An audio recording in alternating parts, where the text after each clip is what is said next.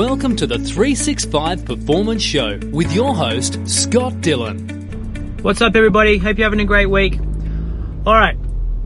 Every single one of us have a bunch of things in our lives that we value, things that are most significant and most important to us. And there's no two things that are equal.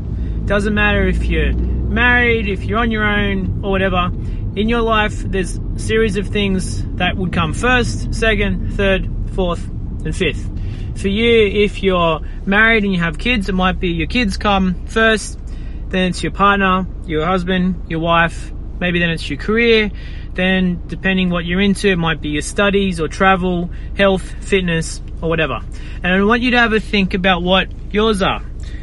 Every single one of us, our values are different. And there's ways that you can get a bit more clarity on this outside of just what society feels like we should have. But I want you to think about yourself. Like, what are those things in your life that, maybe when money's a bit tight, you feel like, you've got to, sit on your hands and not spend any money, but you always find money to spend on this thing that you value. Maybe it's when you're really crazy busy with work, kids, family, friends, but then this other thing pops up, and even though you're saying no to everything else, you always have time for this certain area of your life. Maybe it's meeting up with your friends, maybe it's studying, maybe it's, going to visit family.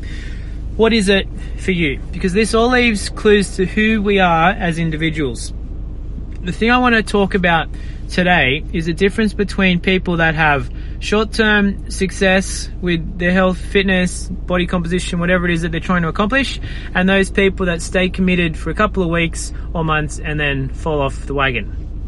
So before we go any further, the first thing I want you to have a think of is in your own life, when has been a time that you set some target that was quite outrageous for you when you first started, but you ended up hitting it. You ended up getting and achieving what it is that you went for. And if you look back, whatever that was for you, hopefully you've got a better memory than I, but there was a series of obstacles you faced. It could have been possibly, just life was absolutely mental. You didn't have much time. Maybe it was no one was really supporting you. Maybe you didn't have much money at that period in your life. Maybe you had a bunch of other struggles. Maybe your health wasn't that good and you had to, go away for a bit, and just life was a little bit tough. But somehow you managed to make it through. And the first thing I want you to do is just recognize and appreciate that. Simply the fact that you can set and hit these big, hairy, audacious goals that you set for yourself.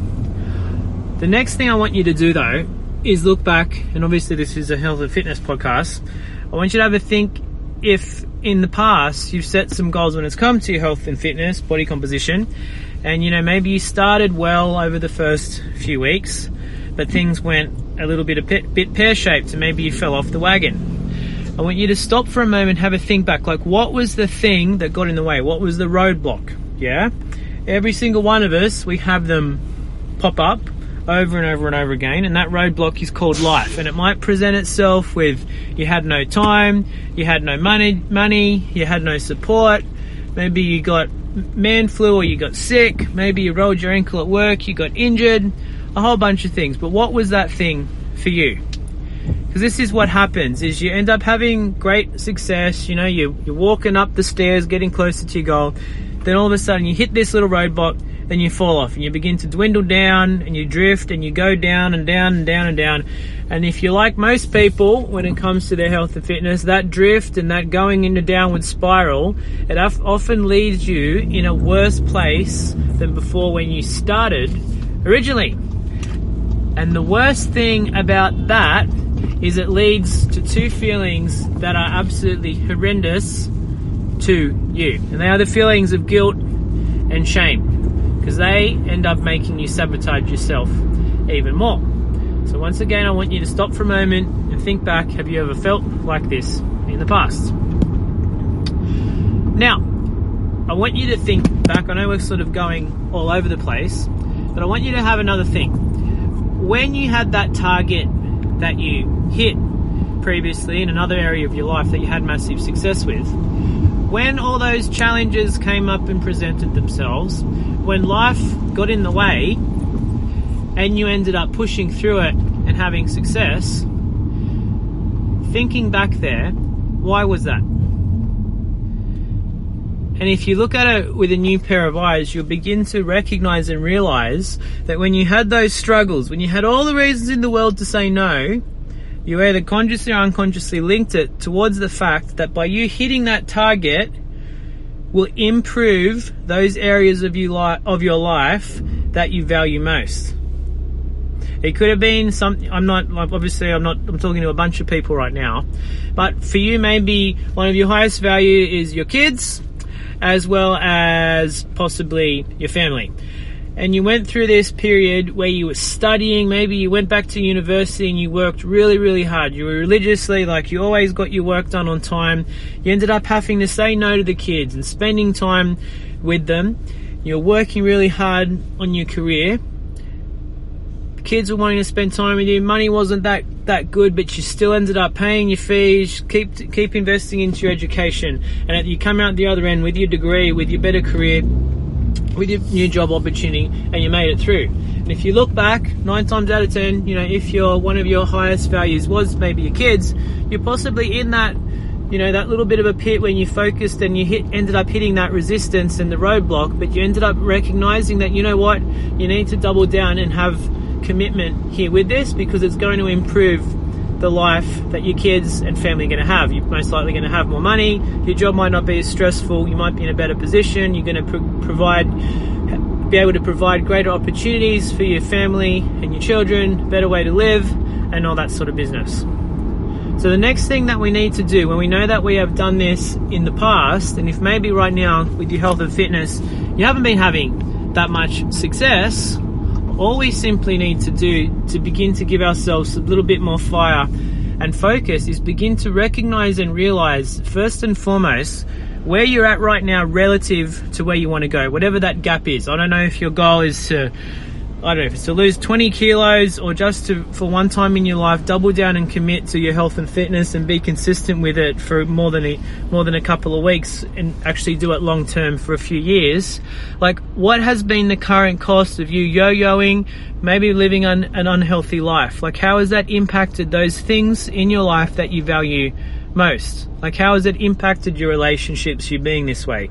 How has it impacted your kids, you being this way? How has it impacted your friends, your family, you being this way? How has it impacted your career? And you need to cause yourself a little bit of pain and get a little bit okay with that, because only through pain do we begin to make massive progress. So, if maybe you haven't been living the healthiest, you're overweight, you don't have much energy, and you're stressed out of your mind, and you're not dealing with that stress in a proactive way, you could be like a lot of people that see me, and maybe, you get home after a really long day at work, working hard, you're stressed, and maybe sometimes, if you be honest with yourself, you take it out a little bit on your kids and your partner. Maybe sometimes your kids want to play with you, but you've just got no energy.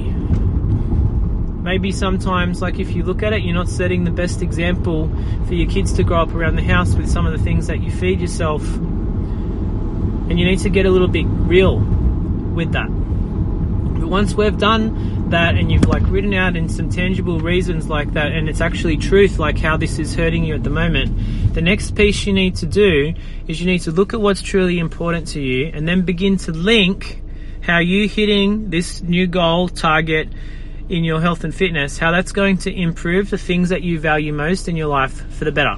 So it could be something simple like, by me losing 20 kilos, how is that going to improve my kids' life? You could say, well, you're going to be able to spend more time with them, you're going to have more energy to play with them in the park, you're going to be able to be setting an example from them living a healthy life, not you telling them how to do it, but you showing them how to do it.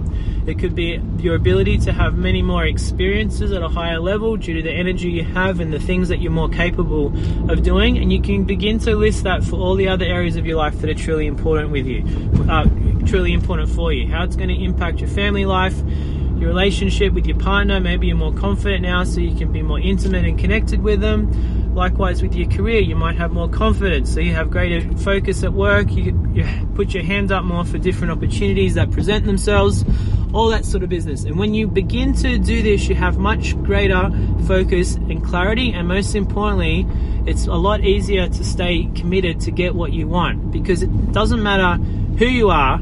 All of us, we don't have much time. in the day. We don't have that much money. We've always got the demands of everyone else on us. But if you look back, there's always a bunch of things we always manage to say yes to and make work out. And there's always a bunch of things that we don't, and the things that we put to the side, and they're always linked to our values. It's just something I want you to have a think about today, yeah? Because many people out there, they just see a gym or something like that as an expense. You know, you look at yourself in front of the mirror one day, you don't feel the best, or you look at what the scales are doing, you're like, I feel terrible, got to do something about this. So you lose a bunch of weight in 2 or 3 weeks, you start to feel good again, and then before you know it, you go back, you give up, and you go back to square one. But if you get really clear on it, like where you're at right now, if you're not in the best place, like this, it's costing you a hell of a lot more than a little bit of weight or just not having much energy, yeah? It's impacting other areas of your life really significantly. And when you can begin to link and identify those areas, and most importantly, identify how much you focusing on this thing that's important to you is going to improve those areas, it can really lead you to having long-term success. So if you have any questions, please reach out to us. In my book, Stop Stopping, I go into this a little bit more, which can also be beneficial. You can go to stopstopping.com.au to grab that. And most importantly, if there's anything else that we can do to help you, just please reach out to us and let us know. Hope you had a great day, and I'll speak to you soon. Bye.